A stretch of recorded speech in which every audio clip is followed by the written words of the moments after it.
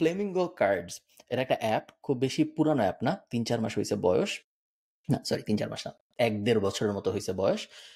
খুবই বেসিক একটা app. So আমি কিছু স্ক্রিনশট দেখাই তাহলে তোমার বুঝতে পারবে। iOS ভার্সনও আছে, প্লে স্টোরের ভার্সনটা আমি ওপেন করছি। এটা মেইনলি তোমাকে কোন একটা পার্টির বাকি মানুষদের সাথে ইন্টারঅ্যাক্ট করতে হেল্প করার একটা social type app, arcade app type. So ধরো ফর এক্সাম্পল তুমি একটা পার্টি দিছো, সেই পার্টিতে তোমার কি করবা বুঝতেছো না, সো এরকম একটা অ্যাপের একটা অপশন আছে যে বিভিন্ন কোয়েশ্চেন অ্যাপটা করবে, যেমন ধরো একটা ডেয়ার দিবে বা বলবে তোমার স্ক্রিনের তোমার লাস্ট যে ছবিটা তুলছিলে সেটা দেখাও, বা তোমার লাস্ট টেক্সট মেসেজটা দেখো, এই টাইপ জিনিসপত্র। সো খুবই মানে টিন মার্কেটকে টার্গেট করে বানানো একটা অ্যাপ। পয়েন্ট না, পয়েন্ট হলো গিয়ে এই অ্যাপটা হঠাৎ করে জনপ্রিয় হওয়া শুরু করছে out of nowhere, and হঠাৎ করে দেখা গেছে যে অ্যাপ অনেকদিন ধরে চলতেছে, 2-3 বছর, তেমন কোনো আহামরি কথাবার্তা নেই, হঠাৎ করে সব জায়গায় এই অ্যাপটা দেখা যাচ্ছে। এবং তারপরে মানুষজন মানে অ্যানালাইজ করার চেষ্টা করছে যে কি হইলো, এই অ্যাপটা হঠাৎ করে এত ফেমাস হওয়া শুরু করলো কেন। এটা অ্যাপ স্টোরে হঠাৎ করে টপ 30-তে চলে আসছিল, এবং অ্যাপ স্টোরে যখন এটা হঠাৎ করে টপ 30 চলে আসে তখন সবাই একটু অবাক হয়েছে যে অ্যাপ স্টোরে টপ 30 মানে বিশাল ব্যাপার, কিভাবে আসলো। তারপর অ্যানালাইজ করে দেখা গেল এই অ্যাপটা খুবই সিম্পল একটা মার্কেটিং স্ট্র্যাটেজি, এবং আমি লাস্টে বলবো অ্যাপটা কত ইনকাম করতেছে এখন প্রত্যেক মাসে। এই অ্যাপটা খুবই সিম্পল একটা মার্কেটিং স্ট্র্যাটেজি ইউজ করে, সেটা হইলো এরা স্লাইড শো টাইপ রিল বানায়, সো রিল এবং টিকটক বানায়। সো ওদের টিকটকটা তুমি দেখতেছো স্ক্রিনে 1.4 মিলিয়ন ফলোয়ার্স, বেশিরভাগই আসছে গত 60 দিনের মধ্যে। এবং আমি যদি একটা টিকটক ওপেন করে তোমাকে দেখাই, তুমি বুঝবে যে খুব বেসিক টিকটক ওদের। সো ধরো এটা 4 questions to ask instead of, and then তারপর 4টা কোয়েশ্চেন, তো একটা দুইটা নাইস নাইস। চারটা। আর এটা হচ্ছে you send these to people, মানে বেসিক্যালি এরকম কোয়েশ্চেন হলে you send it to your loved ones, so shareability বাড়ে। এক্স্যাক্টলি, 4টা বেসিক কোয়েশ্চেন, 5টা বেসিক কোয়েশ্চেন, যে questions to ask to your brother, to your sister, to your boyfriend, to your girlfriend, এই type জিনিসপত্র, এবং slide show 4টা-5টা স্ক্রিনের size, সব basic canvas staff, পিছনে একটা ব্যাকগ্রাউন্ড আর একটা বেসিক মিউজিক। যে 3 questions to turn him, হাবি জাবি জিনিসপত্র, তেমন কোনো হামারি, এবং প্রত্যেকটায় like 13 million view, 14 million view, 1 lakh view, 10 lakh view. Same জিনিস ইনস্টাগ্রাম রিলেও এক্সাক্ট সেম জিনিস করতেছে ওরা, এবং সেম জিনিস ওরা করতেছে অন্যান্য যত সোশ্যাল মিডিয়া প্ল্যাটফর্ম আছে সব জায়গায়। টিকটক এবং ইনস্টাগ্রাম রিলি হলো ওদের মেইন প্ল্যাটফর্মস। প্রত্যেক দিন 7 থেকে 10টা করে আপলোড হয় প্রতিদিন, এবং দেখে বোঝা যাচ্ছে খুব বেশি মানে আহামরি কঠিন কিছু না। এটা যদি তোমাকে বানাইতে বলি, খুবই লো এফোর্ট। তোমাকে যদি বানাইতে বলি, তুমি ইজিলি এই পডকাস্ট শেষ হওয়ার আগে 10টা-15টা বানাই ফেলতে পারবা। এগেইন জিপিটি ইউজ করেই বানাইতে পারবা, তোমার নিজের ব্রেইনও হয়তো দিতে হবে না, কারণ বেসিক কোয়েশ্চেন্স। সো এই জিনিস ওরা করতেছে জাস্ট ভলিউম প্লে। সো প্রত্যেক দিন 7টা, 10টা, 20টা, 30টা, এবং এরকম টিকটক অ্যাকাউন্ট 4-5টা আছে ওদের। প্রত্যেকটারই লিঙ্ক ইন বায়ো, প্রত্যেক মেসেজের প্রত্যেক টিকটকের ডেসক্রিপশনে হইলো লিঙ্ক ইন বায়ো, এটা ডাউনলোড করে এরকম জিনিস আরো খেলতে চাইলে। এবং এই ওরা করতেছে গত 90 দিন ধরে। 90 দিন আগে কোনো অ্যাপের কথাবার্তা কেউ বলতেছিল না, 90 দিন পরে দেখা যাচ্ছে যে এই অ্যাপ এখন প্রত্যেক মাসে ইনকাম করতেছে $80,000 মতো জাস্ট অ্যাড থেকে। এবং মানে অ্যাপটা জাস্ট অ্যাড থেকে, কোনো কিছু বেচে না। সো প্লে স্টোরে যখন মানুষ খেলে 3-4টা কোয়েশ্চেনের মাঝখানে অ্যাড আসে, অ্যাপ স্টোরে যখন মানুষ খেলে 3-4টা কোয়েশ্চেনের মাঝখানে অ্যাড আসে। ওদের কি কোনো পেইড সাবস্ক্রিপশন আছে? আমি ডাউনলোড করিনি, বাট আমি যতদূর জানি নাই। ওকে এবং খুবই বেসিক। আমার যে জিনিসটা ইন্টারেস্টিং লাগছে এবং ফান লাগছে, যে খুবই বেসিক মার্কেটিং, আহামরি কিছু না, ভলিউম প্লে। যে আমি সারাদিন বসুন, 5 মিনিট পরে গেলেই তুমি দেখবে নতুন আরেকটা আসছে, 10 মিনিট পরে গেলে নতুন আরেকটা আসছে, এবং পুরো জিনিসটাই জাস্ট ক্যানভা দিয়ে করা, এবং কোটি কোটি টাকা ইনকাম করতেছে। পসিবল বিকজ কন্টেন্ট গুলো খুবই লো এফর্ট। এটা যদি হাই টিকেট কিছু হইতো, বা মানে হাই এডিট কিছু, হাইপার এডিট দিয়ে ঝুপ ঝাপ দিয়ে যদি হইতো, তাহলে এটা পসিবল হইতো না। সো ওরা খুবই সিম্পল একটা জিনিস অ্যাট স্কেল করতেছে। So very good. এটা কিসে ইউজ করা যায়, এটা চিন্তা করতে হবে। আই থিঙ্ক ডেফিনেটলি আমাদের বিজনেস এটা করা যাবে। আমি যেটা এখন অ্যাসাইন করছি, একটু আগে মিটিং করে আসি, যে আমার প্রতিদিন 30টা রিল যাবে। সো ধরেন এই পডকাস্ট, প্রতি মাসে 30টা রিল যাবে। It's a challenge. এন্ড আমি একটা কোম্পানির সাথে চ্যালেঞ্জ করছি যে 30 ডেজে ওদেরকে ভালো অ্যামাউন্ট দিব, but if they miss 1 day of upload, I pay 0 amount. So দেখি, আমি আপনাকে এটা রিপোর্ট জানাবো। ওকে, সিন্স আপনি অ্যাড নিয়ে বলছেন, তাহলে সরি আমি তোমাকে একটু থামবো। ওই লোকটার নাম জানি কি, যে সবসময় স্যান্ডো গেঞ্জি পরে থাকে, acquisition.com এর মালিক, ওই লোকটার জানি কি, যে জিম ছিল আগে, এরপরে ইনফ্লুয়েন্সার হয়ে গেছে। Alex Alex Alex Hormozi, Hormozi, right. Hormozi, sir হ্যাঁ, হ্যাঁ। অ্যালেক্স হরমোজি এবং অ্যালেক্স হরমোজি বলছিল যে অ্যালেক্স হরমোজি গ্র্যান্ট কার্ডনের সাথে একটা মিটিং করছিল বোঝার জন্য যে সোশ্যাল মিডিয়া আসলে কত কন্টেন্ট আপলোড করা উচিত প্রত্যেকদিন প্রত্যেক হিসাবে, এবং ওরা রিসার্চ করে বের করছিল যে প্রত্যেক সপ্তাহে ইন টোটাল 200 সামথিং কন্টেন্ট তোমার আপলোড দেওয়া উচিত across all social media. So তোমার ফেসবুক, টুইটার, লিঙ্কডিন, হাবিজাবি যত প্ল্যাটফর্ম সব মিলায় আর কি ও রেকমেন্ড করছিল টোটাল 200 প্লাস কন্টেন্ট আপলোড হতে হবে তোমার প্রত্যেক প্রতি সপ্তাহে, সপ্তাহে। ওকে। প্রত্যেক 7 তো দিনে। আরেকটা জিনিস হচ্ছে আমি বুঝছেন অনেক ফ্রি কোর্সেস করছি অনলাইনে, হ্যাঁ? সব হুম। সব কোর্সের ওর একটা কোর্স আছে। সো সব কোর্স ইজ বেসিক্যালি ওর কোর্সের একটা রিভাইজড ভার্সন। আমি দেখছি। সো এখন এটা চিন্তা করছি এটা তো একটা ভালো ব্যবসা রিক্রিয়েট করা কোর্সেস। একটা নতুন ট্রেন্ড হচ্ছে আগে যেরকম টি-শার্ট বিজনেস স্টার্ট করা ছিল, তারপর হচ্ছে এই রাইড শেয়ারিং অ্যাপ। এখন হট কেক হচ্ছে এআই অ্যাসিস্ট্যান্টস, রাইট? সো আমি আপনাকে একটা চ্যালেঞ্জ দিলাম। আপনি যদি এখন বলা হইতো একটা এআই অ্যাসিস্ট্যান্ট যেটা বাংলাদেশের মার্কেটে আইডিয়ালি বা বিদেশেও বানাইতে হইতো, আপনি কি করতেন বা আপনি এটার ব্যাপারে কি চিন্তা করতেন? Because I feel like this is a product যেটা এখন যদি কেউ জাম্প ইন করে আর কেউ যদি একটু স্মার্ট হয়, ক্র্যাক করতে পারবে। আমার দ্বারা সম্ভব না, বাট এআই অ্যাসিস্ট্যান্স নিয়ে অনেক কিছু শুনতেছি। একটা এক্সাম্পল দিই। আপনি সাবরি সুবিকে তো চিনেন। ও হচ্ছে ইন্টারন্যাশনাল খালিদ ফারহান। সাবরি সুবি না, হচ্ছে ওই যে সেল লাইক ক্রেজি অ্যাডস নিয়ে শিখায়। সো ও আমি একটা ক্রেজি ভিডিও ড্রপ করছে, হ্যাঁ? সো কনটেক্সট একটু ওকে। দিয়ে নিই। সো ও বেসিক্যালি ও হচ্ছে একটা এজেন্সি চালায়। ওর একটা বই আছে খুব ভালো ফেসবুক অ্যাডস নিয়ে। সো ও হচ্ছে বেসিক্যালি কিং কং নামে একটা এজেন্সি চালায়, যেটাতে ওরা বেসিক্যালি গ্লোবাল ব্র্যান্ডদেরকে ফেসবুক অ্যাডস কিভাবে রান করতে হয়। ওইটার পুরো বইটার কনক্লুশন হচ্ছে একটা সুন্দর ল্যান্ডিং পেজ রাখো আর রিটার্গেট করো। এটাই হচ্ছে মেইন কনক্লুশন। এটা ও 400 পেজে বুঝাইছে। সো জাবরি সুবি যেটা করছে ও একটা এআই অ্যাসিস্ট্যান্ট বানাইছে। ওদের যা ডেটা ছিল উইথ বেস্ট পারফর্মিং অ্যাডস ওইটাকে একটা জায়গায় করছে এন্ড ওটা এখন বেটা টেস্টিং চলতেছে। সো বেসিক্যালি আপনি কপি রাইটিং করতে পারবেন ওখানে কোন কপিটা কাজ করে। সো আপনি লেটস সে আপনি আপনার নিশ হচ্ছে টি-শার্ট বিজনেস, রাইট? তো টি-শার্ট কিভাবে বেশি সেল করবেন এটা আপনাকে চ্যাট জিপিটি আপনার একটা কপি রাইটার হয়ে যাবে, আপনাকে কন্টেন্ট নিয়ে পারফরমেন্স নিয়ে ডেটা নিয়ে সুন্দর মতো সাজেস্ট করবে। সো ও টিমের সাথে এটা কম্পিট করে দেখাইছে এন্ড হিজ এই এজেন্ট দ্যাট website বা AI assistant was performing better than his own team. So একটা এটা নিয়ে ক্রেজি ভিডিও বের করছে। I think this is a product that you should try, but আপনার মাথায় কি এরকম কিছু আছে? আমার মাথায় কিছু নাই এখনো। বা তুমি আপনার কখনো মাথায় কি অস্ট্রেলিয়ান শার্ক ট্যাঙ্ক দেখছো? হ্যাঁ, ওইটাতে ও আমি শার্ক তো। কখনো আমি আমি জানি উনি ওটা শার্ক, বাট আমি কখনো অস্ট্রেলিয়ান শার্ক ট্যাঙ্ক দেখি নেই, সো আমি ওইভাবে চিনি ওনাকে। হুম, আমি কখনো এআই অ্যাসিস্ট্যান্টের জগতে আমি একমাত্র একটাই জিনিস নিয়েই টুকটাক রিসার্চ করেছিলাম, তেমন আহামরি কিছু না। সেটা হলো এআই অ্যাসিস্ট্যান্ট দিয়ে কিভাবে কোল্ড আউটরিচ অটোমেশন করা যায়। কিছু সলিউশন আছে, বাট খুব একটা আমি যখন দেখেছিলাম তখন আমার এমন কিছু পছন্দ হয়নি যেটা ইউজ করা শুরু করা যায়। হুম, কারণ কোল্ড আউটরিচ অটোমেশন, ধরো লেমলিস্ট ফর এক্সাম্পল অনেকে এখন ইউজ করে, আরও অনেক হাবিজাবি আছে। কিছু অটোমেশন টুল আছে যেগুলা আমার এই মুহূর্তে নাম মনে পড়তেছে না, যেগুলা হুম। তোমার আম তুমি যাকে ইমেইল করলা তাকে লিঙ্কডইনে একটা কানেকশন পাঠায়, তার পোস্টে রেগুলারলি কমেন্ট করে এবং ১০-১৫ দিন পর জানায় যে আমি তোমাকে হ্যাঁ, ১০-১৫ দিন আগে মেইল করছিলাম, একটু হ্যাঁ, দেখছো। হ্যাঁ, এই হ্যাঁ। ধরনের আমি কাজকর্ম করে আমি এরকম অনেকগুলো। হ্যাঁ, হ্যাঁ। আমাকে এটা আই থিংক নীল বলছিল। আমি এটা ইউজ করব প্রবাবলি বিকজ আমি এখন তো হ্যাঁ। LinkedIn এ একটা বড় ক্রিয়েটর। সো আ ওইটা আমি চেষ্টা করতেছি। কি জানি বাট একটা আছে এআই অ্যাসিস্ট্যান্ট নিয়ে আপনি অটোমেশন কি ডট এআই নাকি জানি, এরকম হ্যাঁ, হ্যাঁ, এরকম হ্যাঁ। কাজকর্ম অনেকগুলো করে আছে। যাই হোক, আমি যে জন্য এটা বললাম সেটা হলো এই কোল্ড আউটরিচ অটোমেশনের কোনো একটা এআই অ্যাসিস্ট্যান্ট সলিউশন পাইলে খুব ভালো হয় আমার। আপনারা কেউ জানলে আমাকে কমেন্টে জানাবেন। বাট না, আমি কখনো ইউজ করিনি। আমার এআই এর জগতে পদচারণা খুবই লিমিটেড। আমি হুম। তেমন কোনো এআই ইউজ করি না আমি কোনো কাজের জন্যই। ও আমি ইউজই শুধু করেন না। জেপিআর ইউজ করি। না, হুম। কোনো কিছুর জন্য আমি ও এআই ইউজ করি আমি না। আমি ইউজ করি হচ্ছে আমি বেসিক্যালি ChatGPT তে এআই মানে ChatGPT দিয়েই যেটা করি আমার ৫ ৬-৭ টা জিনিস করি তো আমি যেটার কনটেক্সট ডিফারেন্ট। সো আমার একটা কনটেক্সট ইস আমার ওয়েবসাইটের জন্য ওরা কপি লিখতেছে।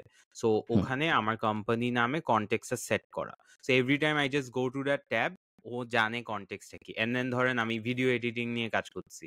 ওইটা নিয়ে একটা এরপর প্রিন্ট অন ডিমান্ড নিয়ে কাজ করছি ওইটা নিয়ে আরেকটা ট্যাব। সো যাতে কনটেক্সটটা বারবার সেট না করতে হয় ওভাবে আমি আলাদা ট্যাব করে রাখছি। সো এরপর লেটস সে আমি এখন পিওডির জন্য আমি একটা ব্লগ বানাচ্ছি। আমি জাস্ট ওখানে টাইপ করি and then ChatGPT knows the context so easy হয় আরকি। আরো অনেক তুমি কি চ্যাট জিপিটিকে $20 পার মান্থে দাও? হ্যাঁ, হ্যাঁ, পেইড হ্যাঁ। প্ল্যান ইউজ ইউজ করো? করি। নাইস। হ্যাঁ, হ্যাঁ। আরো অনেক অ্যাডভান্স আমার ধারণা আরো ১-২ বছরের মধ্যে এমন অনেক সলিউশন চলে আসবে যেটা আমরা আগের এপিসোডে বলতেছিলাম। একটা সময় আমি চাই আশিক যখন আমার কিছু করতে হবে না খালি ভাববার শো হয়ে যাবে। হ্যাঁ, হ্যাঁ। আর আমার এই মুহূর্ত পর্যন্ত এআই এর তেমন কোনো ইউজ আমার কাজকর্মে লাগে না আসলে। হুম। সো আমি এখন পর্যন্ত ওল্ড আপনার স্কুল জন্য স্টাইলে আমি কাজ জানি করব। কি চলবে। আপনি কি? একটা হাউ টু ইউজ ChatGPT একটা কোর্স লঞ্চ করেন। আই ফিল লাইক এটা খুব দরকার। আমি এটা চিন্তা করছি ভাই। কারণ আমি অনেক ভালো প্রম্পটস লিখা শুরু করছি, বুঝছেন? বিকজ আমি অনেক পড়ালেখা করছি ChatGPT নিয়ে। অনেক বলবো না, মানে করছি ২-৩ টা। আই ফিল লাইক এটা ক্রেজি ইউজ কেস আছে। এটা নিয়ে একটা কোর্স বানানো যায়। ইন্টারেস্টিং। আবার ধান্দা শুরু হয়ে গেছে আমাদের। তুমি হ্যাঁ, ওকে। তুমি Udemy তে তুমি কিছু কোর্স লঞ্চ করে দেখতে পারো। বাংলাদেশের মার্কেটের জন্য ChatGPT user course is too much. দরকার আছে বলে আমার মনে হয় না এই মুহূর্তে। হুম, ইংলিশ অডিয়েন্সের জন্য Udemy, Skillshare, primarily Udemy but maybe Skillshare as well. হুম, বা প্রাইভেটলি যদি বেচতে চাও নিজে। এগুলো হুম, মনে হয় বেটার আইডিয়া হবে। আমি কি তোমার হুম। সাথে একটা কন্ট্রোভার্সিয়াল টপিকে আলাপ করতে পারি? তোমার sure controversy go for it. Tolerance এই মুহূর্তে কিরকম? আমি এখন I don't give a shit মানে মুডে আছি আরকি। So bring it okay. On. একজন ইনফ্লুয়েন্সার আছেন, নাম হইল রাকিন। আমরা চিনি সবাই। একটা পডকাস্ট আছে নাম হইল 'টু সেন্স'। তো Rakin Afsar 'two cents' podcast নিয়ে একটা কথা বলছিল যে 'টু সেন্স' পডকাস্টে কেন ফিমেল গেস্ট আনা হয় না? ওদের ৮০ না ৯০ টা এপিসোড হইছে কিন্তু কোনো ফিমেল গেস্ট কখনো আনা হয়নি। এরপরে ওটার উপরে তার একটা ন্যারেটিভ ছিল যে কেন আনা হয়নি এই সেই। হুম, পয়েন্ট ওটা না। ভালো বলছে, ভালো কথা। পয়েন্ট হইল, তোমার কি মনে হয় যে আমি এরপরে এটা ভাবতেছিলাম যে এই কন্ট্রোভার্সি দেখার পরে। সো এটা রাকিন বলার পর অনেকে রাকিনের পক্ষে বলছে, আবার অনেক মানুষই বলছে যে 'টু সেন্স' পডকাস্ট যার ইচ্ছা তারা আনবে। রাকিনের কি যায় হুম, আসে? দুই দিকেই ফেয়ার পয়েন্ট, কোন দিকে কোনো সমস্যা নেই। আমি এরপরে একা আমি নিজে ভাবতেছিলাম, আমি যে গত ৪ বছর ধরে ভিডিও করি, আ ৬ বছর ধরে ভিডিও করি, ৩ বছর ধরে ধরো পডকাস্ট টাইপ ভিডিও-টিডিও করি। আমি হুম, নিজেও কিন্তু কখনো তেমন কোনো ফিমেল গেস্ট আনি নাই। হুম, এবং তারপরে আমি ভাবতেছিলাম যে যদি আমি আনতে চাই তাহলে কারে আনবো? এবং এটাই। এরপরে আমি যখন ভাবা শুরু করলাম তখন আমার জাস্ট ৩ টা নাম মাথায় আসছে। আমি ১ আমি নাম্বার, বলবো কোনগুলা? হ্যাঁ, বলো। ডানা, কারিনা ওরা না, আসছে? ও না, অতটুকু সো জানা আমি নাই। ওকে, ওকে। আমি আমি আমার মাথায় জাস্ট ৩ টা নাম আসছে যাদেরকে আমার মনে হইছে যে মুনজারিন এদের আপু। হুম, সো মুনজারিন, একটা আপু আছে নাম হলো আম কৃষি নিয়ে ভিডিও বানায় পপি। আম আর আরেকজন হইল গিয়ে তান আ তাসনিম জারা, যে হুম, ডাক্তারি বিষয়ক ভিডিও-টিডিও বানায়। এর বাইরে আমি সিউর আরো কিছু আছে। বাট এর বাইরে আমার মাথায় একজনও আসেনি যার সাথে আমি এমনে যে আর আমি মিলে গল্পগুজব করতেছি কোনো একটা টপিকে। আমার কোনো এরকম এজেন্ডা নাই যে ফিমেল আনবো না বা মেল আনবো বা এরকম আনবো না, তো ওরকম আনবো। ফিমেল এরকম কোনো আনতেই হবে। বা আনতেই হবে এরকম কোনো অ্যাঙ্গেল এর আমার কোনো এজেন্ডা নাই। বাট আমি যখন ভাবছি তখন আমার মাথায়ও কোনো এরকম মানুষ আসেনি। এখন ৩০ বছর আগে যদি এই আলাপ হইতো, বা ধরো ১৫ বছর আগে যদি এই আলাপ হইতো, আমার মারা যদি এই আলাপ করত, তাহলে আমি বুঝতাম যে ফিমেল সিট নিয়ে যে বাসে মারামারি হয়, ওখানে তো ফিমেল ডেভেলপমেন্ট এরকম হবে না, যেখানে সবাই ইকুয়াল অপরচুনিটি পাইছে, সবাই উপরের দিকে হুম, উঠছে, হবে না। বাট সোশ্যাল মিডিয়া ইনফ্লুয়েন্সার কিন্তু মেয়ে কম নাই। সোশ্যাল মিডিয়া ইনফ্লুয়েন্সার মেয়ে অনেক আছে। কিন্তু হুম, আমরা মেয়েদের নিয়ে যে টিপিক্যাল আ এই যে অবজেক্টিফাই এর যে টিপিক্যাল লাইন যে মেয়ে হুম, ইকুয়াল মেকআপ, পিঙ্ক জিনিসপত্র, দেন হ্যাঁ, রান্না-বান্না, হুম, কমেডি। এই হুম, এই ৪ টা ৫ টার বাইরে আসলেই কিন্তু বাংলাদেশের মেয়ে ইনফ্লুয়েন্স সমাজ অনেক কিছু করে এরকম না। হুম, এখন এটা কিন্তু বলা যাবে না যে তারা আসলে সুযোগ পায় না। যেটা আমরা মানে ট্র্যাডিশনাল ধরো উপদেষ্টা মেয়ে কম। আমাদের বাংলাদেশে এখন অন্তর্বর্তীকালীন সরকারের উপদেষ্টা নারী কম, পুরুষ বেশি। এটা মানা যায় যে ৩০ বছর ৪০ বছর আগে বাংলাদেশের বয়স ৫০ বছর। ১ম ২০-৩০ বছর হয়তো মেয়েরা অত এডুকেশনের হুম, সুযোগ পায় নাই বা সমাজে হুম, হ্যান-ত্যান হাবি-জাবি। রিপল কিন্তু এফেক্ট। ইনফ্লুয়েন্সার তো সবাই ধরো তোমার স্কুলে যারা ছিল তাদেরও ইন্টারনেট ছিল, তোমারও ইন্টারনেট ছিল। হুম, ইনফ্লুয়েন্সার হইতে তো তারপরেও কোনো একটা কারণে বেশিরভাগ নারী ইনফ্লুয়েন্সারই কেন জানি ওই যে পিঙ্ক জিনিস, মেকআপ, কমেডি, রান্না-বান্না। এর বাইরে আসলে খুব বেশি যায়নি এবং বিজনেসেও বেশিরভাগ আম উইমেন লেড স্টার্টআপ যেগুলো হইছে, তুমি দেখবে ওগুলো সব এই যে রান্না-বান্না, মেকআপ, জামা-কাপড় বেচা এগুলার অ্যারাউন্ডেই হইছে। তো এটা নিয়ে আমি ওইদিন ভাবতেছিলাম যে আসলে এই ব্যাপারটা কেন এমন হইল? কেন আমাদের আ হুম। মেয়েরা এই জায়গায় এত আসলো না? ওকে, সো আই থিংক এটার জন্য একটা মেয়ে আনসার দিলে ভালো হবে। আমরা নাইলে ম্যানসপ্লেনিং হয়ে যাবে, to be very honest with you. So কমেন্টে যদি আপনারা কেউ থাকেন আর কেউ যদি গেস্ট হিসাবে আসতে চান, প্লিজ লেট আস নো। আপনার যদি কোনো স্টার্টআপ থাকে, ছেলে মেয়ে কোনো জেন্ডার আমরা বাদ দিব না। আ আমি হুম, যেটা আমার মনে হইছে, আমি ২ টা জিনিস এখন করা শুরু করছি অনেক কয়েক বছর ধরে হচ্ছে, এইসব বিষয়ে চুপ থেকে শোনার ট্রাই করি। বিকজ হ্যাঁ, আমি বলাটাই কেউ না। আর যেটা আমি শুনে বুঝতে পারছি সেটা হচ্ছে আমরা যেসব না চ্যালেঞ্জটা আমাদের যেখান থেকে মানে ধরেন মনে করি যে যেসব চ্যালেঞ্জেস আমরা ফেস করি আহ ওগুলার অনেক আগে থেকে মেয়েদের চ্যালেঞ্জ ফেস করতে হয়, অ্যাজ সিম্পল অ্যাজ স্টার্টিং বাসা থেকে পারমিশন, যেটা আমাদের জন্য কোনো ব্যাপারই না, রাইট? তো ওদের চ্যালেঞ্জটা আসলে অনেক আগে থেকে শুরু হয়, যেটার জন্য ব্যারিয়ার্স গুলো ওদের জন্য অনেক বেশি। এবার আসেন হচ্ছে যে যারা পাইছে অপরচুনিটি ওরা কেন নেয়। আমি আপনাকে বলি, আমরাও যখন ব্রডকাস্ট করছিলাম সেম প্রবলেমটা ফেস করছি। এক হচ্ছে তো এমনিই supply com of creators business, ওইটা তো কম আছেই। সেকেন্ড হচ্ছে ওই যত যদি 60%ও যদি ধরেন 30%ও যদি আপনি মেয়ে ধরেন, 30% থেকে ক্যামেরা সামনে এসে কথা বলবে, ইন্টারভিউ দিবে কনফিডেন্টলি, ওইটার আরো অর্ধেক হয়ে যাবে, সো 15%। এরপর ওই 15% আমি আপনার সাথে আমার কেমনে পরিচয় হয়েছে, র্যান্ডমলি একটা জায়গায় একদিন এসে টেবিলে আমাদের দেখা হয়েছে, আমরা খুবই ব্রো ভাইব করে ফেলছি, যেটা একটা অন্য জেন্ডারের সাথে বাংলাদেশে করা ডিফিকাল্ট। সো আমি আপনার সাথে ধূপধাপ যে নেটওয়ার্কিংটা করে সাথে সাথে করে ফেলছি, বাংলাদেশে ওই কনজারভেটিভ কালচারের জন্যই আমার নেটওয়ার্কিংটা অনেক লিমিটেশনস চলে আসছে। So to answer your question, একটা মেয়ে অ্যান্সার করবে এটা ভালো, আর বি এটা খুবই এমনিই সাপ্লাই কম, তার মধ্যে ওদের চ্যালেঞ্জেসও বেশি, প্লাস ওরা ব্যারিয়ারটাও বেশি, সো ওরা আসতেও পারে না আর কি। That's what I think. Maybe, maybe your right. কেউ একজন নারী কমেন্টে জানাইলে হয়তো বা, অথবা আপনি পুরুষ, আপনার যদি কোনো থটস থাকে আপনি কমেন্টে জানান। আমার মনে হয় যে সাপ্লাই কমের, তুমি যদি টিকটকে যে জাজ করার চেষ্টা করো যে 10,000-এর বেশি ফলোয়ার টিকটকে কোন কোন অ্যাকাউন্টের আছে, তার মধ্যে কতজন মেয়ে ভার্সেস কতজন ছেলে, আমার ধারণা মেয়ে বেশি। এবং আমার ধারণা যদি ওই ভাই মেয়েদের, আপনি তো ওদেরকে ইন্টারভিউ করবেন না, you know what I mean, মানে ট্রু, এটাই তো আমরা আমি বলতেছি যে কেন জিনিসটা আমাদের মেয়ে ইনফ্লুয়েন্সার সমাজটা ওই রকম। মেইন পয়েন্ট যেটা, ধরো আমি আর ইন্টারভিউ করবো না তাদের, বা টু সেন্স তাদের পডকাস্টে ডাকবেন, এটা কতটুকু টু সেন্সের দোষ ভার্সেস এটা কতটুকু ওনারাই আসলে নাচানাচির বাইরে তেমন অত কিছু করেন না, এইটার দোষ। তো ওইটা নিয়ে আর কি আমি ভাবতেছিলাম নাকি, হ্যাঁ, যার যা ইচ্ছা তা আসলে করতে পারে। আমি আরেকটা ইনসাইট দিই, female hires are much better in compare to male hires যারা ম্যারিড, বিকজ ওরা খুবই টাইমলি কাজ করে সবকিছু। সো আমার অবজারভেশন হচ্ছে একটা married women will make sure 5টার মধ্যে to wrap up her work and leave, because ওরা খুবই অর্গানাইজ ওয়েতে কাজ করে, ওয়ার এজ এ ম্যান ওর তো পুরো রাত আছে। সো আই ফিল লাইক কয়েকটা জায়গায় female hires are very important. I feel like HR এ মেয়েদের থাকা খুবই ইম্পর্টেন্ট। আমরা এইচআর নিয়ে মানে আমরা এখন তো কোম্পানি যেটা বড় হচ্ছে, অনেক ডিপার্টমেন্টস করতে হচ্ছে, সো এইচআর আমি চিন্তা করছি যে কনসিয়াসলি যে একটা মেয়ে হায়ার করব, because it's just difficult for a guy HR to deal with women. So অনেক জায়গায় আই থিঙ্ক মেয়েরা ফাটাই দিচ্ছে। অলসো স্টার্টআপস আছে, শাপলা নামে একটা কোনো স্টার্টআপ আছে, আই ফরগট কি করেন ওনারা? শাপলা। ওরা হচ্ছে ট্যাক্স নিয়ে, ডিজিটাল ট্যাক্সেশন নিয়ে কাজ করে। I think this is the website. If Shapla, আমি নামটা যে জেনে আবার বলবো আপনাকে, বাট বেসিক্যালি আপুটার নাম হচ্ছে ইলিয়াস ভাইয়ার সাথে I think they are connected. So উনি ওর basically they do taxation and stuff. আমরা ওই পরের পডকাস্টে ওনাকে এনে we can probably discuss, but basically আছে ফিমেল স্টার্টআপ আছে, শেপ আছে, it's a lingerie brand. Shape is a startup about women, so count হবে উইমেন, না। ও আচ্ছা, যেটা মানে it's like gender specified product না, লাইক রাইট? নরমাল জিনিসপত্র ওকে, নিয়ে আই নিয়ে উইল কাজ থিংক করতেছে অ্যাবাউট এরকম। ইট এন্ড নেক্সট পডকাস্টে আমি আপনাকে দিব। আমার এটা ঠিক আমার আছে, 3 উই উইল লেখক। Create a list. হ্যাঁ, হ্যাঁ, আমি হ্যাঁ, বলেন। এই সব বিষয় নিয়ে কথাবার্তা বলা খুবই, তুমি, তোমার মনে আছে, আমি জানি না তুমি জানো নাকি, ওই যে আমি একটা পডকাস্ট একবার বলছিলাম যে মেয়েদের ছুটি পাওয়ার একটা হ্যাক, যে প্রেগনেন্ট থাকলে 6 মাস ছুটি। এরপর আমাকে নিয়ে একদম কর্নার দিন হাবি যাবি গালাগালি, কোটির অবস্থা। দিন এই জুয়েল, হ্যাঁ।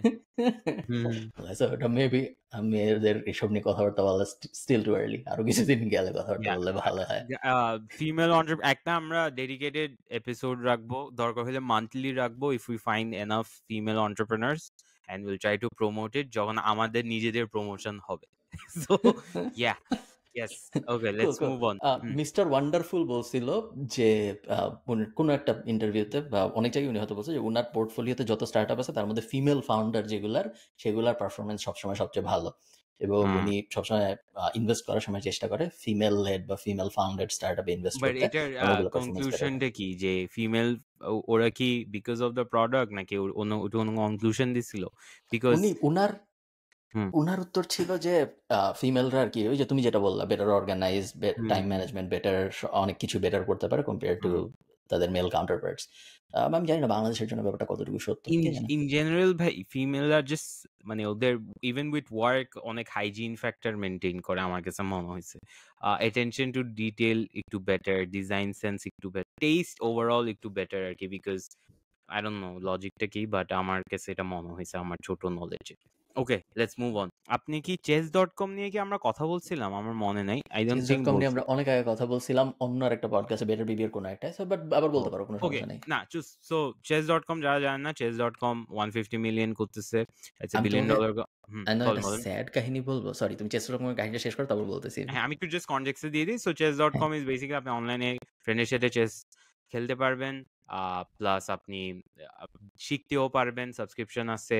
সো আপনাকে মুভস শিখাবে, আপনার গেমটা শেষ হওয়ার পর কত খারাপ বা পারফর্ম করছেন ওটা নিয়ে কথা বলতে পারবেন। আমি chess.com নিয়ে বলবো না, আমি অন্য কিছু নিয়ে বলতাম, বাট আপনি শেষ করেন chess.com এর স্টোরিটা। so আমরা প্যাসিভ খুবই স্যাড স্টোরি, এবং এটা আমি হুম কোথাও আগে বলি নাই। হুম আমি হঠাৎ করে 3-4 মাস আগে, রোজার ঈদ বা কোরবানি ঈদের আগে হুম আমি ঠিক করছিলাম যে আমরা ব্রেইনস্টর্ম করতেছিলাম যে প্যাসিভ জার্নালে নতুন কি কি কোর্স লঞ্চ করেছে, এবং আমি অনেকদিন ধরে কিডস সেকশন একটা লঞ্চ করতে চাচ্ছি আমরা, বাচ্চা কাচ্চাদের বিভিন্ন জিনিস শেখানোর জন্য, এবং খুব সিরিয়াস জিনিসপত্র না, সিরিয়াস জিনিসপত্র বড়দের আমরা শিখাচ্ছি, বাচ্চাদের জন্য ভাবতেছিলাম দাবা খেলা শিখাবো, ড্রয়িং টাইপ কিছু, গিটার টাইপ কিছু, ম্যাজিক টাইপ এই টাইপ জিনিসপত্র। তো ভাবতে ভাবতে চেস ফাইনাল যখন হয়েছে তখন আমি I know chess where this is going. Hmm আমি কয়েকজন চেস গ্র্যান্ড মাস্টারের সাথে কথা বলছি যে কোর্স বানানোর ব্যাপারে। তো চেস গ্র্যান্ড মাস্টার মধ্যে একজন গ্র্যান্ড মাস্টারের সাথে আমার কথা হয়েছে, এবং কথা হয়েছে, মিটিং হয়েছে খুবই ভালো, এরকম জুম মিটিং, খুবই ভালো জুম মিটিং, তার সাথে অনেক কথা, তার ছেলে আমার ভিডিও দেখে, হ্যাঁ তার সব কিছু নর্মালি কথাবার্তা হয়েছে, কন্ট্রাক্ট পাঠাইছি, কন্ট্রাক্ট সাইনও হয়েছে। পরের সপ্তাহ থেকে রেকর্ড শুরু হবে, 7 দিনের মতো রেকর্ড হবে। উনিও বললো যে এই 7 দিনই পারবে, তারপরে আবার উনি আরেকটা ট্যুরে কোথায় চলে যাচ্ছে দাবা খেলতে, সব ফাইনাল, এবং একদম কন্ট্রাক্টরটা পাঠায়ও দিছি সাইন করে। তো সব ফাইনাল। হঠাৎ করে সকালবেলা নিউজ, পরের দিন আমি দেখি যে প্রথম আলো না কার নিউজ, যে দাবা খেলতে গিয়ে খেলার সময় হার্ট অ্যাটাক করে মারা গেছেন জিয়াউর রহমান।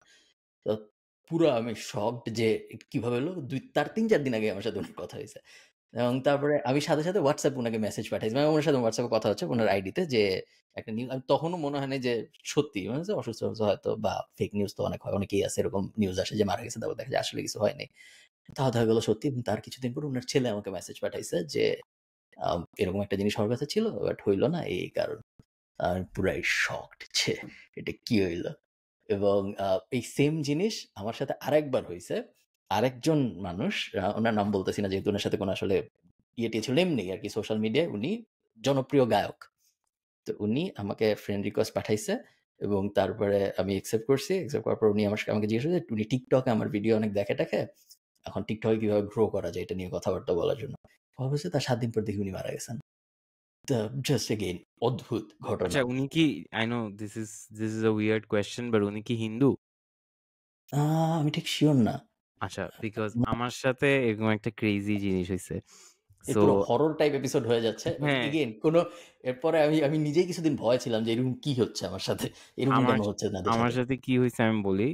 সো মানে আমাদের ব্র্যান্ডের ওখানে একটা মিউজিশিয়ান এরকম টি-শার্ট বানাইতো। তখন আমাদের কোনো পার্টনারশিপ, এখনো ইনফ্যাক্ট কোনো পার্টনারশিপ মার্চ আমরা লঞ্চ করি না। সো ওখানে উনি কি করতো, আমাদের থেকে কাস্টম মার্চ বানায়। উনি মিউজিক, উনি একটা নিশ মিউজিশিয়ান, উনি মার্চ সেল করতো। সো মার্চ দেখতাম যে একই কাস্টম টি-শার্ট কয়েকটা যাচ্ছে। সো আমি বুঝলাম যে আচ্ছা এটা মনে হয় কিছু একটা সাম ফ্যান্ডম যেটা আমি জানি না।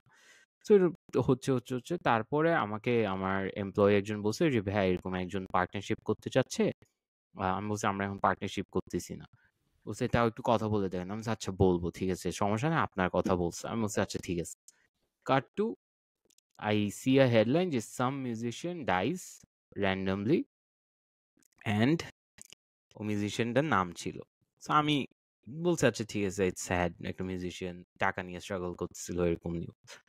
আমি একদিন আমার মেসেজ রিকোয়েস্ট দেখি, অ্যান্ড মেসেজ রিকোয়েস্টে ওই মিউজিশিয়ানটা আমাকে বলছে যে I want talk to you, আমরা এরকম এরকম আমরা মার্চ বানাতে চাই, I am not doing well financially, so I thought আমরা যদি একটা পার্টনারশিপ করতে পারি। সো ওইটা রিপ্লাই দিতে পারি নাই।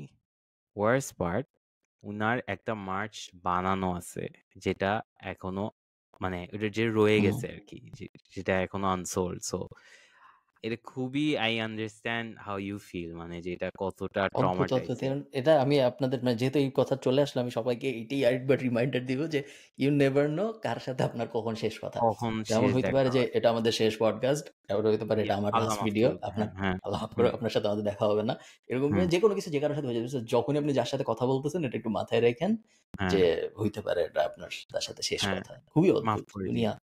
হুম আল্লাহ মাফ করছি। হোক, okay, happy let's note. Go back. একজন হ্যাঁ একজন হ্যাপি নোট। কমেন্ট আমি এই জন্যই এনেছিলাম পডকাস্টে। আমি জোক করতেছিলাম না কিন্তু।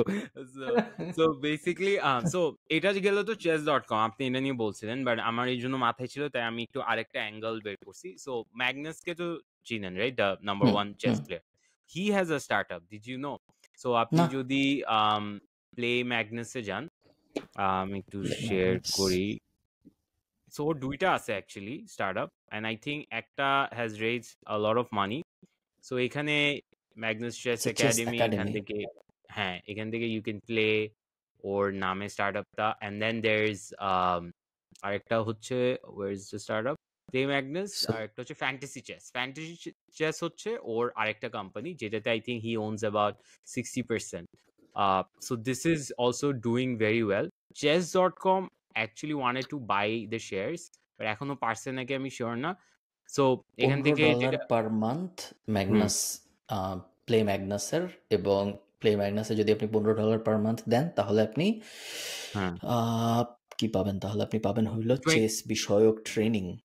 হুম হুম সো হ্যাঁ, আপনার হচ্ছে plus I think membership. Around $20 এর মতো অ্যাভারেজ ওদের মান্থলি মানে পার ইউজার থেকে আসে, and I think it's growing over I think 3 million per year, এরকম কিছু একটা numbers. But nice. That's not the point. Point is চেসের মতো একটা বোরিং জিনিসকে they made it cool. Plus Magnus আছে, so he is like the face of chess, number 1 chess player. So I feel like এই জিনিসটা আর কোথায় replicate করা যায়। সো ফ্যান্টাসি চেস কখনোই আমি ভাবি নাই যে ফ্যান্টাসি চেস হবে। ফ্যান্টাসি হুম ফুটবলও ফ্যান্টাসি ফুটবলও নার্ডরাই খেলে। হ্যাঁ ফ্যান্টাসি হ্যাঁ ফুটবল নরমাল খেলে, সেখানে তো বাট ফ্যান্টাসি চেস হইল and আল্ট্রা নার্ডদের জন্য। but fantasy football কিন্তু crazy ভাই। Have you seen anyone হ্যাঁ। who watches? ভাই জান দিয়ে ফেলবে। তো বাজিও ধরা যায়। So then there is fantasy chess আছে, ওর দুটো কোম্পানি আছে। আর একটা হচ্ছে যেটা ছিল fantasy chess আর play magnus। সো দুটোটা স্টার্টআপ। সো চেসের মতো একটা বোরিং স্টার্টআপ এখন, মানে বোরিং বলতে আমিও চেস খেলি, but basically quote on quote boring. So এরকম স্টার্টআপ গুলা, এটা কিন্তু নেশ অত ছোট নেশ না, বাট আই ফিল লাইক আমরা যখন নেশ বলি ওই নেশটাতে অনেকে ইগনোর করে, অ্যান্ড এইসব নেশে যদি আপনি ঢুকেন এখানে ডিসট্রাপশন করার অনেক অপরচুনিটি আছে। So this true. Was one crazy insight তোমার যেটা মনে আছে যে গত বছর ইন্ডিয়ান শার্ক ট্যাঙ্কে চেস শিখানোর একটা প্ল্যাটফর্ম আসছিল, আমার এই মুহূর্তে নাম মনে নেই, বাট বাচ্চাদের চেস শিখানোর একটা প্ল্যাটফর্ম গত বছর আসছিল। চেস মোটামুটি ভাবে, আমি যদি স্ক্রিন শেয়ার করে তোমাকে দেখাই স্ট্যাটটা, ওয়েট, তোমার স্ক্রিনে আমি কিভাবে কাটবো? ওকে, আমি কেটে গেছে। সরাই দিচ্ছি। হ্যাঁ ওকে, নাইস। সো আমি যদি আপনাদের স্ক্রিন শেয়ার করে দেখাই, চেস হলো চেস ডিক্লাইনিং ছিল অনেকদিন পর্যন্ত। সো এটা হলো চেসের interest over time world wide. Chess এর উপরে মানুষের ইন্টারেস্ট ডিক্লাইন করতেছিল। হঠাৎ করে 2016-17 এই টাইম, এই ফেজটার পরে চেসের ইন্টারেস্ট আবার বাড়া শুরু করছে ধাপ করে। এবং এই যে একটা শেপ কোভিডে আপনারা পিক দেখতে হওয়ার পাচ্ছেন, কথা রাইট। হ্যাঁ কোভিডের সময় যে এরকম টাইমে ছিল কোভিড, যে সময় খুবই বড় একটা পিক পাইছে, এবং এই সময় বের হয়েছিল হইলো ওই যে নেটফ্লিক্স শোটা, কি জানি, নেটফ্লিক্স একটা চেস নিয়ে খুব জনপ্রিয় শো হইলো, ও হ্যাঁ নামটা হ্যাঁ মনে সাম করতেছেন আপনাদের? Cartoon right. হ্যাঁ হ্যাঁ না, কার্টুন না, একটা টিভি শো ছিল। যাই হোক, আপনারা যাদের নাম মনে আছে তারা হ্যাঁ লিখতে পারেন, নামটা মনে করতেছে না। যাই হোক, ওই সময় আবার পিক হলো, বাট চেসের উপরে ইন্টারেস্টের পুরোপুরি একটা শিফট দেখা গেছে, যেটা পুরো একটা declining game interest base game ছিল, এখন এটা আবার উপরের দিকে আস্তে আস্তে উঠতেছে হ্যাঁ, সো এবং মনে ইন্ডিয়াতে হচ্ছে আপনার একটা থাকবে। কমেডিয়ান আছে সামির রানা, ওর he made chess popular. So ও কি করতো, কমেডিয়ানসদেরকে আনতো and then it was a huge deal. Like he had millions of viewership. So chess competition করতো from মানে ও তারপরে he also interviewed Indiaর গ্র্যান্ডমাস্টারটার নাম ভুলে গেছি, বাট ওনাকেও ইন্টারভিউ করে it was big. So Samir Rana single handedly made chess cool. So চেসের প্রবলেমটা হচ্ছে, একটা হচ্ছে নিয়মগুলো বুঝা, প্লাস একটা ব্র্যান্ডিং ইস্যু আছে যে চেস মানে ইন্টেলেকচুয়াল, আপনি বোরিং এইসব। সো সামির রানা যেটা করছে কমেডি থ্রু দিয়ে হি মেড একদম চেস সিম্পল আর কি, বুঝছেন? সো এটা গেল। আচ্ছা, এখন চেস নিয়ে আর কিছু আছে? তাহলে আমি আরেকটা চেস জিনিস ওই নেটফ্লিক্সে যে শোটার কথা বলছিলাম ওটার নাম ছিল দ্য কুইন্স গ্যাম্বিট। আমি মাত্র কুইন্স আবার গ্যাম্বিট, সার্চ দিয়ে কুইন্স বের গ্যাম্বিট, করলাম, ভুলে গেছিলাম নামটা। হ্যাঁ, ওকে। সো আপনি এখন যখন আপনাকে কেউ ফাইল টাইল পাঠায়, বা আগে যখন পাঠাইতো, এটা আগে ওয়াজ এ হিউজ প্রবলেম, এখন ক্যানভায় চলে আসে। পিএসজি ফাইল যেগুলো থাকে না, যেগুলো ফটোশপ ফাইল, এগুলো ওপেন করা was a huge challenge, right? So আমি অনেক আগে, আরো আজ থেকে মনে হয় 2 বছর হবে, 2 বছর আগে আমি একটা অ্যাপ বাইর করছিলাম, ফটোপি। সো ফটোপি নিয়ে কি আমরা ডিসকাস করছিলাম আগে? যদি না করি করে নাই, থাকি, বাট আমি চিনি ফটোপি। ওকে। সো ফটোপি হচ্ছে বেসিক্যালি ফটোশপ বাট ক্যানভার মতো। So it's crazy good. So আমি যদি একটু স্ক্রিন শেয়ার করি, আর যারা যারা ফটোশপ দেখছেন, আপনি ফটোপিতে যাবেন, দেখেন একদম ফটোশপ যেভাবে হয় আপনি ওভাবে ইউজ করতে পারবেন। এখানে অ্যাডস আছে যেখান থেকে ওরা টাকা কামায়, আর এটাই ওদের হচ্ছে 90% revenue stream. PSD file, AI file সবকিছু আপনি এখানে পিডিএফ খুলতে পারবেন। আর এটা why it works is basically, আপনি যখন ইন্টারফেসটা দেখবেন একদম ফটোশপের মতো। সো যে ফটোশপ ইউজ করছে একবার, ওর জন্য এটা নতুন কিছু না, ওয়ারাস ক্যানভা বা এরকম কিছু হলে একটু নতুন কিছু টাইম লাগে। সো লার্নিং কার্ভটা খুবই ছোট। আর এখানে হচ্ছে আপনি ইমেজেস দিবেন। সো আমার যেটা প্রবলেম হইতো, আমাকে যখন ফটোশপ ফাইল পাঠাইতো, এক হচ্ছে ফটোশপ এক্সপেন্সিভ, বাইরের দেশের কনটেক্সটে বলতেছি, লোকালি টরেন্ট করে ফটোশপ নামানো একটু ব্যাড বাজ। আর এখানে আপনি জাস্ট অনলাইনে এটা ড্র্যাগ এন্ড ড্রপ করে আপনি ইউজ করতে পারবেন। So Photopea is doing 1.5 million in revenue and it with 0 employees. And so and specifically বলে ওর মেইনটেনেন্স এক্সপেন্স হচ্ছে $700 and I think 50 per month for hosting, আর ইয়ারলি ডোমেনের জন্য $16। সো ওর $1000ও ইয়ারলি কস্ট নাই, and it's basically 0 employees, so solopreneurship, আর obviously কন্ট্রাক্টে অনেকজনের সাথে কাজ করে। How crazy is that? Nice, Insane. অনেক পেইড টুলের ফ্রি টুল অনেকে এরকম অনেক স্টার্টআপ আমি দেখছি যে একটা খুব জনপ্রিয় পেইড টুল আছে, ওইটার কোনো একটা হয় ওটা পুরোটাই ফ্রি, অথবা ওটার কোনো একটা ভার্সনকে ফ্রি করে দিয়ে সেটার উপরে অ্যাড বসায় ইনকাম করার চেষ্টা করি। অনেক মানুষ বিভিন্ন সময় করছে, সব ডিজিটাল মার্কেটিং এর দুনিয়ায় নীল প্যাটেলের অনেক এক্সাম্পল আছে যেখানে উনি ধরো বয়স হয়ে যাচ্ছে, আমি ইদানিং নাম ধাম সব ভুলে যাচ্ছি। কিওয়ার্ডের একটা কিওয়ার্ড রিসার্চের একটা টুল ছিল যেটা কিওয়ার্ড ভলিউম দেখা যেত, সেটা আগে পেইড টুল ছিল, উপর উনি এটা কিনে ফ্রি করে দিল এবং তারপর ওনার ওয়েবসাইটে ইমপ্লিমেন্ট করলো। ফটোপিও কিনতে চাইছিল, পারে নাই।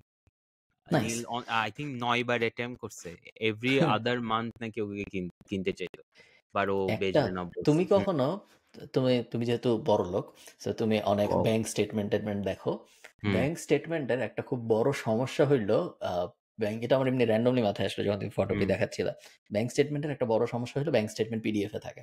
যেই ব্যাংক থেকে আপনি নেন সেই ব্যাংকের ব্যাংক স্টেটমেন্ট পিডিএফ এ আসে এবং লক করা থাকে, জন্ম তারিখ দিয়ে আনলক করতে হয়, এবং পিডিএফ থেকে কোনো ইনফরমেশন, ধরেন আমি একটা ব্যাংক স্টেটমেন্ট নামাইলাম আমার গত মাসের, আমার কত টাকা, এক্সেলে থাকলে আসলে যোগ বিয়োগ করা অনেক সহজ, যেটা পিডিএফ এ থাকলে করা যায় না।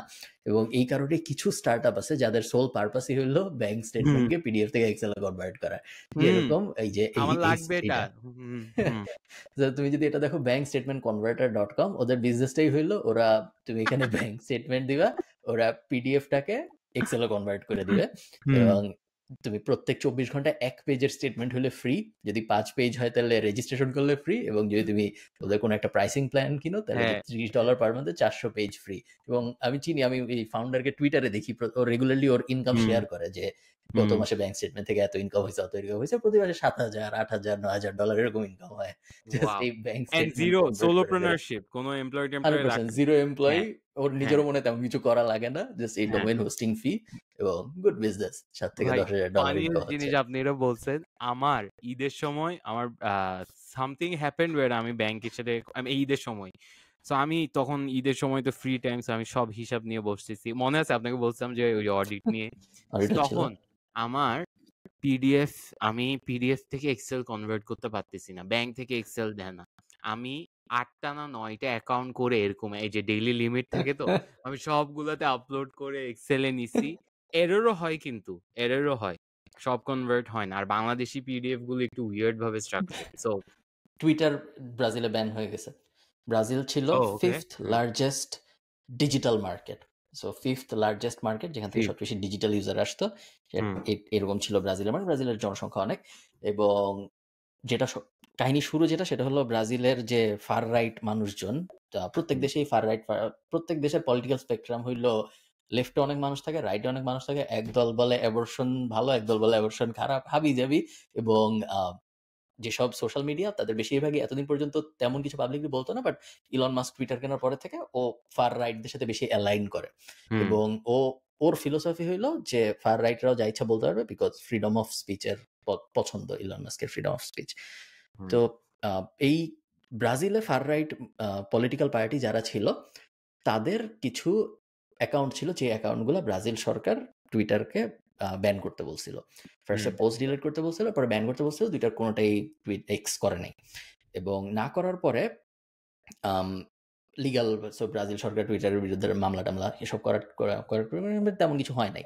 এবং হুম, তারপরে ব্রাজিল সরকার আরেকটা নিয়ম করে যে, যেসব সোশ্যাল মিডিয়া আমাদের দেশে অপারেট করবে, প্রত্যেকটা সোশ্যাল মিডিয়ার আমাদের দেশে লিগাল রিপ্রেজেন্টেশন থাকতে হবে। আমাদের দেশে ওদের যে সাবসিডিয়ারি কোম্পানিটা, আমাদের দেশে অফিস থাকতে হবে, সোজা বাংলায় বললে। হ্যাঁ, হ্যাঁ, হ্যাঁ। তো যাতে ওদেরকে যখন লাগে ধরে টরে মারতে পারে, ডিরেক্ট আমাদের যাতে দেশেও এটা কথাবার্তা ট্রাই বলা যায়, করছিল। আমাদের দেশে এটা ট্রাই ডিরেক্ট যাতে করছিল। বলা যায়। হ্যাঁ, সো হ্যাঁ। টুইটার রাজি হয় নাই অফিস দিতে, এবং টুইটারকে শেষ পর্যন্ত ২৪ ঘন্টার আলটিমেটাম দেওয়া হয়েছিল। ব্রাজিল সুপ্রিম কোর্ট দিছিল যে আমাদের দেশে আপনারা ২৪ ঘন্টার মধ্যে অফিস একটা লিগাল করেন। রিপ্রেজেন্টেটিভ দিবেন, নাইলে আমরা ব্যান করে দিব। তো টুইটার কিছুই করে নাই। এবং তারপর আসলে পরের দিন সকালে উঠে ব্রাজিলের মানুষজন দেখছে যে টুইটার ব্যান। পুরা দেশে এখন টুইটার ইউজ করা যাচ্ছে না, ভিপিএন দিয়ে মানুষ ইউজ করতেছে। টুইটারের ব্রাজিলে ব্যাপক বাংলাদেশে তো টুইটার জনপ্রিয় না, বাট ব্রাজিলে টুইটার ব্যাপক জনপ্রিয় ছিল। হঠাৎ করে টুইটার ব্যান হয়ে গেছে। সো টুইটারের ইনফ্লুয়েন্সার অনেক বড় বিপদে আছে। ব্রাজিল বেস টুইটার ইনফ্লুয়েন্সার হুম, যারা, অনেক ইনফ্লুয়েন্সার ছিল এরকম। মজার কাহিনী হইল, আরেকটা অ্যাপ আছে ব্লু স্কাই সোশ্যাল। এই অ্যাপ তেমন কেউ চিনে না, জনপ্রিয় অ্যাপ না, সোশ্যাল মিডিয়া। হুম, আমরা কখনো কেউ কোনোদিন ইউজ করিনি। যখন টুইটার ব্যান হয় তখন হঠাৎ করে মানুষ ব্রাজিলে এই ব্লু স্কাই সোশ্যালে যাওয়া শুরু করে। প্রথমে কিছু ইনফ্লুয়েন্সার যায় ব্রাজিলে, এবং ইনফ্লুয়েন্সার যায় বলে যে এখন তো টুইটার নাই, so আপনারা যদি আমাকে ফলো করতে চান আপনারা এই ব্লু স্কাই সোশ্যালে চলে আসেন। এবং ১ থেকে ২ দিনের মধ্যে দেখা যায় ৩ মিলিয়ন, তারপর সম্ভবত ৪.৫ আমি লাস্ট যখন দেখছি million user blue sky social পেয়ে যায়। ক্রেজি। ব্লু স্কাই সোশ্যালের ফাউন্ডার টুইটারের x founder. So blue sky social যে হ্যাঁ। শুরু করছিল জ্যাক ডরসি, সে পরবর্তীতে টুইটার বেচছে ইলন মাস্কের কাছে। এখন আবার ইলন মাস্কের টুইটার স্ল্যাশ এক্স যখন ব্রাজিলে ব্যান হয়েছে, তখন ইউজাররা সবাই চলে যাচ্ছে জ্যাক ডরসি, যে হুম, টুইটারের এক্স ফাউন্ডার, যে এই হুম। সেকেন্ড অ্যাপ শুরু করছে, এটার কাছে। তো খুবই একটা আইরনিক ব্যাপার কপাল। যে হ্যাঁ। কই থেকে কই ট্রাফিক হোয়াট চলে ইফ যেতে পারে। লাইক কাহিনী খুবই হোয়াটস আ লাইক এরকম যদি আর ৩ টা বা ৪ টা দেশের সাথে হয়, wouldn't it be like a competing brand for Twitter? X আরকি, X মেবি, মেবি। এই হ্যাঁ, এই যে বাংলাদেশের ক্ষেত্রে যেটা হইছিল যে সোশ্যাল মিডিয়া ব্যান করার চেষ্টা বা হুম, ধরো ইন্টারনেট শাটডাউন এই ধরনের জিনিসপত্র, তখন খুবই মানে সবাই পুরা দুনিয়ায় মোটামুটি একমত ছিল যে এটা করা উচিত না। বাট ইন্টারেস্টিংলি আমি গার্ডিয়ানের আর্টিকেল দেখলাম, ইভেন ব্রাজিলের লোকাল ইনফ্লুয়েন্সার টুইটার, তারা সবাই কেন জানি আ মানে ইলন মাস্কের বিপক্ষে অনেক মানুষ আছে। হুম, অনেকেই বলতেছে যে এটা করা উচিত হয় নাই। শোনা উচিত ছিল যে এই দেশে আপনি কাজকর্ম করবেন, ওই দেশের ল শোনা উচিত। এই ধরনের হুম। ইয়েও অনেক আছে। এমন না যে প্রো সবাই বলতেছে যে গভর্নমেন্ট ফ্রিডম আরকি, অফ হ্যাঁ। স্পিচ। হুম, এরকম অনেক কথাবার্তা হচ্ছে। এখনো কাহিনী চলতেছে। দেখা যাক কি হয়। বাট এই মুহূর্তে যখন আমরা এই ভিডিও রেকর্ড করছি তখন টুইটার ব্রাজিলে নাই। হুম। ওকে।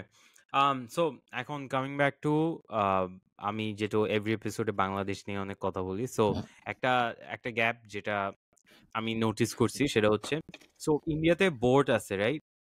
হুম, বোট তো চিনেন। মানে hmm, basically Chinese headphones Indian branding করে হুম, বেচে। হোয়াটস আ প্রোডাক্ট যেটা আপনার মাথায় আসে ফর বাংলাদেশ? যেটাকে আমি চায়না থেকে যে নিজের না, লোগো আপনি লাগায় এনে বেচতে এরকম পারি কোনো এরকম? ব্র্যান্ড আছে? হেডফোন ব্র্যান্ড বা কিছু আছে? হ্যাঁ, ওই মার্কেট, ওই বাংলাদেশে সেগমেন্টে? না, বাংলাদেশে আমার এরকম কিছু মাথায় আসতেছে না। এক্সাক্টলি। সো উই নিড কেউ যদি থাকেন চায়না থেকে একটু ভালো প্রোডাক্ট এনে বাংলাদেশি ব্র্যান্ডিং করে। সো আমি এটা নিয়ে রিসার্চ করছিলাম যে হেডফোন এভারেজ টিকেট সাইজ কত হয়। সো হুম, স্মার্ট ওয়াচের। সো আই থিংক ১৫০০ টাকায় আপনি স্মার্ট ওয়াচ পাবেন, ১,০০০ টাকায় পাবেন। হেডফোনসও ওরকম সেম রেঞ্জে। সো এটা তো আর এখন এখানে মার্কেটটা ডমিনেট করছে ধরেন ওয়ালটন, শাওমি এগুলা। ওয়ালটন আছে একটা, ওয়ালটন খুবই boring brand wise, right? So একটা কুল হিপ ব্র্যান্ড যেটা ওরাইমো নামে একটা কোম্পানি আছে যেটাও বিদেশি, তাসানকে নিছে, তাসান ভাইকে। সো বাংলাদেশি কোম্পানি ব্লু মানে হোয়াইট লেবেলিং করে মানে চায়না থেকে এনে I think there is a huge upside long term if someone can build a brand. আপনারা যদি কোনো ব্র্যান্ড জেনে থাকেন কমেন্টসে জানান, আমি পার্সোনালি প্রোডাক্টটা কিনবো। Do you think this has potential? Because ইন্ডিয়াতে বোটে ওয়ার্ক করছে অ্যান্ড দ্য অনলি ওয়ে ওরা বোট কম্পিট করছে হচ্ছে Xiaomi যেটা ১৫০০ টাকায় বেচতো ওরা ওটা ১২০০ টাকায় বেচতো বোট, যেটা Xiaomi ১২০০ টাকায় বেচতো ওরা ১,০০০ টাকা পড়তো। আর ওই সেগমেন্টটা বাংলাদেশে সেম আর খুবই প্রাইস সেন্সিটিভ। কি মনে হয় হুম। বলেন? আমার মনে হয় যে স্মার্ট ওয়াচ, হেডফোন এগুলো তো আসলে আ যতটুক ইউটিলিটি দেয় একই রকম ব্র্যান্ড সিগন্যালিং ও দেয় বলে আমার মনে হয়। বাংলাদেশের মার্কেট ইন্ডিয়ার মতো অত ন্যাশনালিস্ট আমার দেশের প্রোডাক্ট ইউজ করবে ওরকম মেন্টালিটির মনে হয় না নাই। আমার বাংলাদেশের মার্কেট। সো এরকম যদি হয় যে একটা Xiaomi আছে ভার্সাস একটা বাংলাদেশি ব্র্যান্ড আছে এবং বাংলাদেশি ব্র্যান্ডটা আসলে চায়না থেকে রিব্র্যান্ডেডই বানানো জিনিস। তাহলে আমার ধারণা বেশিরভাগ মানুষ মনে হয় তারপরেও Xiaomi-টামি ইউজ করবে। খুব না, বাট প্রাউডলি আপনি তো এখানে বাংলাদেশি একটা জিনিস ইউজ করবে। বড় না, এটা কিন্তু প্রাউডলি বাংলাদেশি কনটেক্সট না, এটা কমপ্লিটলি প্রাইস। কারণ ওকে। ইন্ডিয়াতে তো মেড ইন ইন্ডিয়া হইছে কয়দিন হইছে? Made in hmm, India promote করা শুরু করছে বেশি দিন হয় না। তার আগেই কিন্তু boat was already killing it. A hmm, so এখানে মেইন স্কিলটা হবে হচ্ছে এটাতে বিজনেসটা খুবই চ্যালেঞ্জিং ইন টার্মস অফ আপনার শেলফে মাল রাখা, ইনভেন্টরিতে মাল রাখা। বাট আই ফিল লাইক ওই প্রাইস পয়েন্টে অনেক বিট করা যাবে। Because hmm. It's not too expensive China থেকে প্রোডিউস করা অ্যান্ড মার্জিনসও তুমি খারাপ হবে না। বাংলাদেশের ই-কমার্স মেজর যে প্লেয়ার গত এপিসোডে তুমি বিডি শপের কথা বললা, তারপর হুম, যাত্রু, হাবিজাবি যে কটা ই-কমার্স প্লেয়ার আছে প্রায় সবই আসলে চায়নার ইম্পোর্টের ব্যবসায়ী। ওগুলা হুম। তুমি যদি যেকোনো একটা ই-কমার্সের ওয়েবসাইটে গিয়ে ক্যাটেগরি যেকোনো ক্যাটেগরিতে ক্লিক করে আপনি যদি ব্রাউজ করেন 99% প্রোডাক্টই আসলে চায়না থেকে ইম্পোর্ট করে বেচা হচ্ছে। সাম সো ওয়ান এটা ওয়ে অর আপনার দি আনাদার, হ্যাঁ। হ্যাঁ, সো ইউএসবি লাইট থেকে শুরু করে নরমাল লাইট হাবিজাবি যাই আপনি দেখবেন সবাই আসলে চায়নার ইম্পোর্টেড প্রোডাক্ট। বাট কেউই ওটার উপরে এক্সট্রা লেয়ারটা করেনি যে নিজের ব্র্যান্ডিং করা। এটাই আ সমস্যা। বিকজ আপনি I know this স্টার্টআপ ওরা কি করতো জানেন? ওরা মানে এখানে অনেক আছে। মানে আপনি বেসিক্যালি চায়না থেকে প্রোডাক্টটা নিবে। চাইনিজ হুম, আলিবাবায় অ্যাডটা বানায় দিবে। মানুষ জাস্ট ওখানে বাংলায় টেক্সট লিখে বাংলা ভয়েস ওভার দিয়ে করে দেয়। And they are making like crazy shit ton of money. আমি নিজে এটা করছি। আমার চিটং এ একটা সাপ্লায়ার ছিল। ওই যে গ্যালাক্সি লাইট গুলো ছিল না? হুম, গ্যালাক্সি লাইট গুলো আমরা আনতাম। এনে আমার অর্ডার আসলে ড্রপ শিপিং আরকি বেসিক্যালি। এসে আমি যখন অর্ডার আসতো আমি ওকে বলতাম যে আপনি পাঠায় দেন। ও প্যাকেট করে আমার নাম দিয়ে পাঠায় দিত। So nice. ইনভেন্টরি কোনো কস্ট নাই। আর সেল আসলে তারপরেই পারচেজ হচ্ছে। তুমি কি রিসেন্ট ডায়মন্ড ওয়ার্ল্ড এর যে গ্লাসে দেয় ইয়া, গোল্ডের ইয়া, যেটা ইয়া, এবং ইয়া। সাজগোজ যে কালো টাকা হুম। সাদা করে একজন সেনাবাহিনীর হ্যাঁ, হ্যাঁ। কর্মকর্তার আমি আম্মুকে এই বলছি বিষয়ে যে আমি পরিচিত? তো আপনাকে ডায়মন্ড কিনে দিতে চাইছিলাম। এখন তো পারতেছি না। ফেক। হ্যাঁ। সোশ্যাল মিডিয়ার সমস্যা যেটা এবং ইন জেনারেল নিউজেরও সমস্যা যেটা আমরা একটা যে পডকাস্ট আমরা পাবলিশ করিনি ওই পডকাস্টে এই নিউজের হুম, এইসব নিয়ে কথাবার্তা হুম, হয়েছিল। বাট যেহেতু পাবলিশ হয়নি সো আমি আবার একটু হুম, মানুষকে এমনি জেনারেল কনসেপ্টটা বলি। সোশ্যাল মিডিয়ায় বর্তমান বাংলাদেশে যা চলতেছে খুবই এর কোনটা যে সত্য এবং কোনটা যে সত্য না এটা বিশ্বাস করতে আমার খুব কষ্ট হয়। আমি আমার নিজের এক্সাম্পল দিই তোমাকে। আমি একটা ভিডিও করছিলাম অ্যানিমাল ফার্মের একটা বই আছে জর্জ অরওয়েলের ওই বইটার রিভিউ নিয়ে। হঠাৎ করে আমাকে ইনস্টাগ্রামে মানুষ মেসেজ পাঠাচ্ছে যে ভিডিও ডিলিট করলেন কেন? এবং ওই আ আমি আরেকটা পোস্ট করছিলাম ফেসবুকে ওটার কয়েকদিন পরে। ওই পোস্টেও মানুষজন কমেন্ট করেছে, "ভিডিও ডিলিট করলেন কেন? কে বলছে ভিডিও ডিলিট করতে?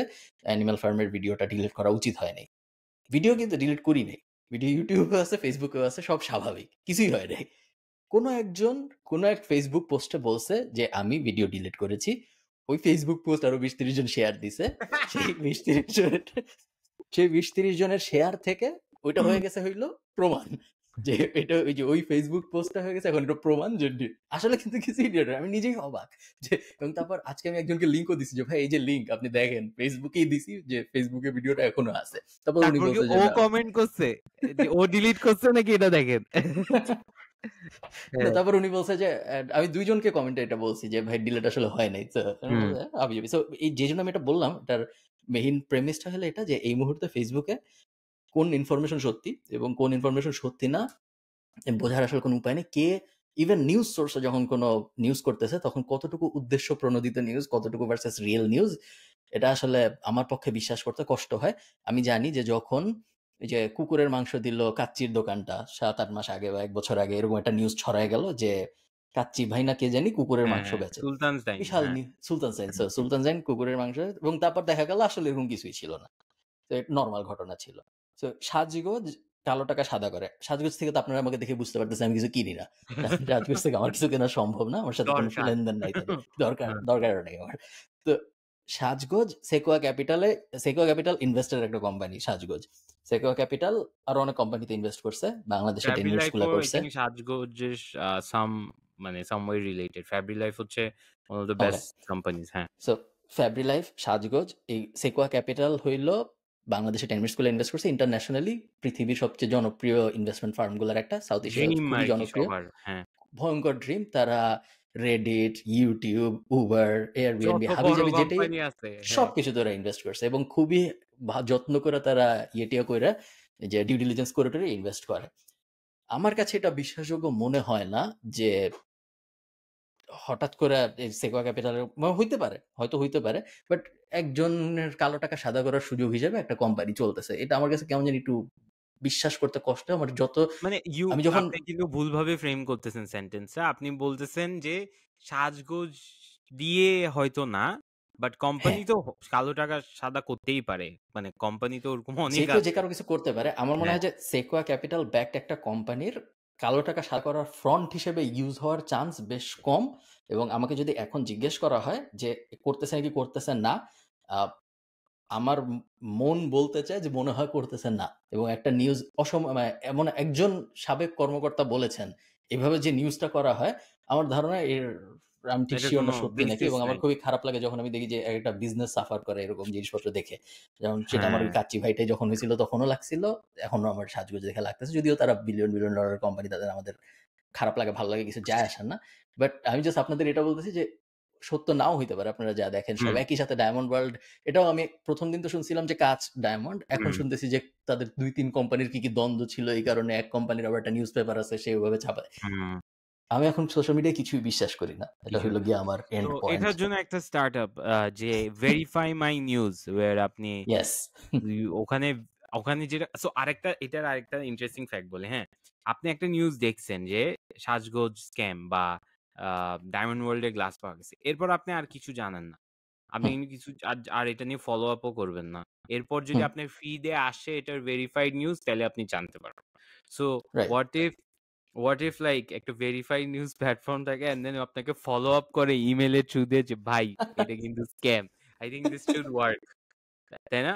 ইন্টারেস্টিং আইডিয়া যে এটা কিন্তু হ্যাঁ। আপনার যেটা আপনি জানছিলেন ওটা আসলে ঠিক ছিল না, এটা হলো আপডেট এই নিউজের। হ্যাঁ, জাস্ট এটা বেশি না ফেসবুকের সাথে পার্টনারশিপ করতে হবে। স্টার্টআপ তো তাইলেই সাকসেসফুল। হ্যাঁ। এরকম বল। এটা তুমি যেটা বলছো এটা সত্য কথা। এটা খুব বড় একটা সমস্যা যে বেশিরভাগ মানুষই এই জিনিসটা জেনেই তারা তাদের জীবন কাটাবে যে ওটা আসলে ডায়মন্ড ছিল না, গ্লাস ছিল। ডায়মন্ড যতই এক্সাক্টলি। ফলো আপ আসুক, যতই অথেন্টিকেশন আসুক, কেউ আর, কারণ ওই নিউজ আর অত হাইলাইটেড হবেই না।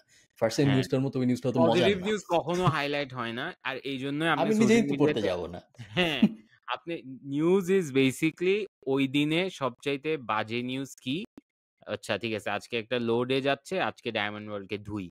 So diamond world becomes the top of the news আর ওইটা চিপায়।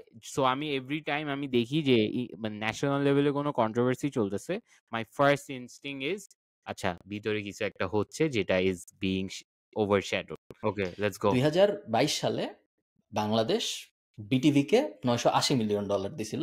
980 মিলিয়নের আশপাশে ফান্ডিং এর জন্য। 980 মিলিয়ন টাকা, ডলার না। এবং তার কিছুদিন পরে রাজশাহী, রংপুর, খুলনা, সিলেট, বরিশাল এই 5 জায়গায় বিটিভির স্টেশন বানানোর জন্য আরো 1300 সামথিং কোটি টাকা দিছিল বাংলাদেশ সরকার বিটিভিকে। তো বিটিভি এমন একটা চ্যানেল, বাংলাদেশ টেলিভিশন, যেই চ্যানেলটা সবসময় যে পাওয়ারে থাকে তার ব্যাপারে পজিটিভ কথা বলে, যে পাওয়ারে থাকে না তার ব্যাপারে নেগেটিভ কথা বলে। এতদিন ওরা আওয়ামী লীগ সরকারকে অনেক ভালো বলছে, এখন ওরা স্বৈরাচার কি কি খারাপ ছিল এগুলো নিয়ে ভিডিও বানাচ্ছে। তো এখন নর্মাল একটা চ্যানেল যদি হইতো, এটা মনে করো তো তোমার চ্যানেল, তাও খারাপ আমি বলতাম, বাট তুমি তোমার মতো করে বানাইতেছো, মানলাম তোমার টাকা, তোমার ব্যবসা। একটা চ্যানেল যখন আমাদের ট্যাক্সের টাকা থেকে ফান্ডেড হয় এবং তারপর সেই চ্যানেলটা যখন যে পাওয়ারে থাকে তার গুণগান গায়, যে পাওয়ারে থাকে না তার খারাপ বলে, ওইরকম একটা চ্যানেল কি আসলে আমাদের এবং প্লাস ওই চ্যানেল আসলে কেউ দেখে না। অন টপ অফ ইট, যে এমন না যে যা প্রশংসা করতেছে সেও দেখে না, যে খারাপ বলে সে তো দেখে না, এবং ওই চ্যানেলটার মেইন কোনো জাস্টি ইয়েই নেই। হলো ওই চ্যানেলটা বেসিক্যালি ট্রল হওয়ার জন্য বেঁচে আছে। এরকম একটা জিনিসের পিছনে আমরা হাজার হাজার কোটি টাকা ট্যাক্স পেয়ার্স মানি খরচ করি। সো বিজনেস কোয়েশ্চেন এটা, যে এরকম একটা চ্যানেলকে আদৌ রাখার কোনো প্রয়োজন আছে নাকি, যখন এরকম একটা ল আমরা করতেই পারি, যে বা ল লাগবে না, যে প্রভিশন টাইপ জিনিসপত্র করা যায়, যে যখন সরকার ভাষণ দিবে বা প্রেসিডেন্ট ভাষণ দিবে বা সেনাপ্রধান ভাষণ দিবে বা উপদেষ্টা ভাষণ দিবে, তখন সব চ্যানেল এটা দেখাইতো। চ্যানেল এমনিই দেখাইতো, চ্যানেল তো এমনিতেই নিউজ দেখাইতে চায়। হয়, হ্যাঁ। হ্যাঁ, কিন্তু বিটিভির আসলে প্রয়োজনীয়তাটা কি আমাদের সমাজে বা আমাদের দেশে, যে কারণে তাকে তো আমরা হাজার হাজার কোটি টাকা দিই? এটা তো ভাই মানে বাট এটার ইম্প্যাক্ট হচ্ছে আসলে আমি জানি না, এটা একটু অ্যাজাম্পশন হয়ে যাবে, বাট গ্রামে গঞ্জে যেখানে টিভি আছে, ডিশ নাই, ওরা কিন্তু এখনো বিটিভি দেখে। But hmm, I don't think দেখে অ্যাজ ইন অপশন নাই দেখে দেখে, বাট ওইটা কতটুকু পার্সেন্টেজ নাম্বার ওয়াইজ আমি বলতে পারবো না। অলসো বিটিভির কিন্তু একটা আওয়ার নিউজ আই থিঙ্ক 4টার সময় সব চ্যানেলে বিটিভি নিউজ দেয়, বা এরকম একটা রুল আছে কিন্তু। সো রাত 8টার আপনি সংবাদ যেটা সবাইকে প্রকাশ করতে হয়। বাট হ্যাঁ, সব মানুষ দেখে, দেখা আমি সব মানুষকে, কারণ বিটিভির নিউজ তো আসলে অথেন্টিক। এখন এই মুহূর্তে বিটিভি কিন্তু তত্ত্বাবধায়ক সরকার নিয়ে খারাপ কিছু বলবে না, হুম, কখনোই হুম। বলবে না। তত্ত্বাবধায়ক সরকার যতই খারাপ করুক বিটিভি বলবে না। 2 দিন পর যদি আওয়ামী লীগ ক্ষমতা আসে বা বিএনপি ক্ষমতা আসে, তখন তাদের নিয়ে বলবে না, যে আসবে তার উল্টাটা নিয়ে বলবে। আমি সো ডিসএগ্রি করি, কারণ আমার মনে হয় দরকার, কারণ বাটাবি লেবুর ফলন যে ভালো হচ্ছে এটা আপনি কেমনে বুঝবেন? এটা তো বিটিভি ছাড়া আপনাকে ট্রু, কোনো নিউজ বলছে? কিন্তু তুমি যাদের কথা বলতেছো যারা টিভি দেখে, তারা তো নিজেদের সামনেই ফার্ম দেখতেছে, যাদের অন্য কোনো চ্যানেল নাই। So, তাদের তো বিটিভি ওরা দেখে একটু জানতে হবে না। বুঝতে পারবে। হ্যাঁ, হ্যাঁ। না, আই থিংক তারা BTV is for rich people, Gulshan পোলাপাইনদের জন্য। সো যে বাতাবি আই লেবু আসলে দেখতে কেমন। আম্মু এটা এরকম? সো হ্যাঁ, আই থিংক ইয়েস। তুমি কি জানো বাট যে এই যে হ্যাঁ, বলুন। ইংলিশ শিখায় এরকম একটা পেজে আমি দেখছিলাম একবার, যে লেবুর ভ্যারিয়েশন গুলার যে বিভিন্ন নাম আছে, যে ইংলিশ বলি। ইংলিশ বই, ভালো তারপরে কথা দেখলাম বলছেন। উই শুড ব্রিং অসাধারণ হিম অন। ও ও অসাধারণ তানভীর একটা ভিডিও টেইলার। ছিল। হ্যাঁ, ও কিন্তু one of the best memeers in Bangladesh. He has a startup, basically English শিখায়। I think ৳৫,০০০ করে course, and he's making like crazy money. ওর সাথে নাইস। আমার কথা আমার হয়েছিল। সাথে কথা হয়েছিল অনেক আগে একবার, যেখানে ও আমাকে ওর ইংলিশ বলির অ্যাফিলিয়েট হইতে বলছিল। তো আমি তখন একটু কষ্ট পাইছিলাম, বাট না, কিছু he's a হয় নাই। great guy, great guy. খুব ভালো। we can bring him on. ও খুবই ইজিলি চলে নাইস। আসবে। বাট যারা ওর ইংলিশ ভিডিওতে আমি শিখতে দেখছিলাম চান। যে লাইম হুম, এবং লেমন এবং হ্যাঁ, ক্ল্যান্ডেস্টাইন কি জানি হাবিজাবি, এগুলোর পার্থক্য কি?